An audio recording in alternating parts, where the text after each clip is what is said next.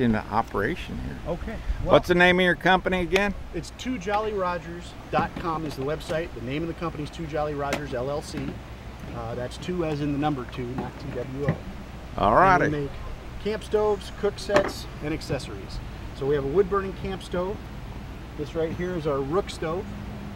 My wife came up with the name for it. I was trying to think of a name for this. I said, oh, it looks like a night shield or something. She says, it looks like that chest thingy.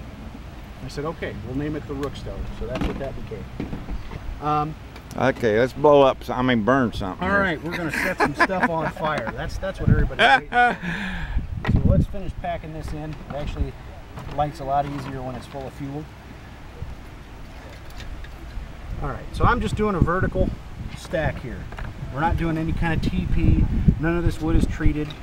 There's nothing fancy about it. Just set it in there. Taking a cotton ball with a little bit of Vaseline on it. Stretch that out.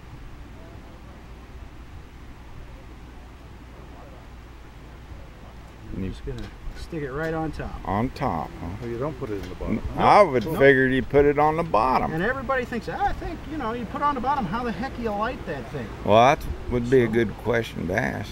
Here we go. Let's see.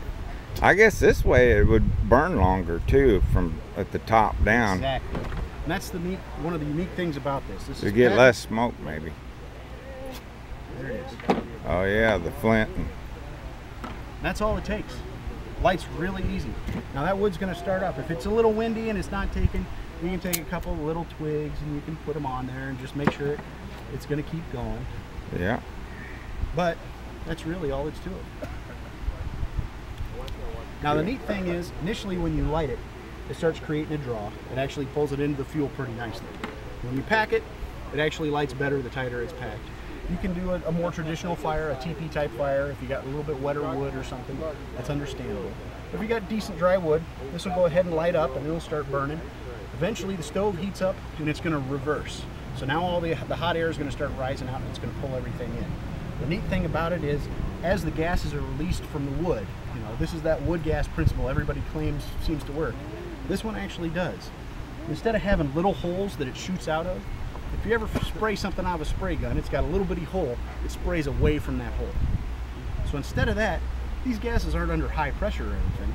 You have these nice slots. As the gases are released, they're allowed to rise up with the heat, and then they eventually reignite underneath the stove. So it burns much more efficiently, has a lot less smoke, and uses wood more efficiently. You don't have nearly as much char. You have very, it's mostly just ash. You don't have nearly as much charcoal in it. Very simple design. It's only 4 ounces. I believe the actual weight is 4.6 ounces. Comes with 2 tent stakes. So you can take the tent stakes, and actually I'll just take a couple other ones. We need a few extra here.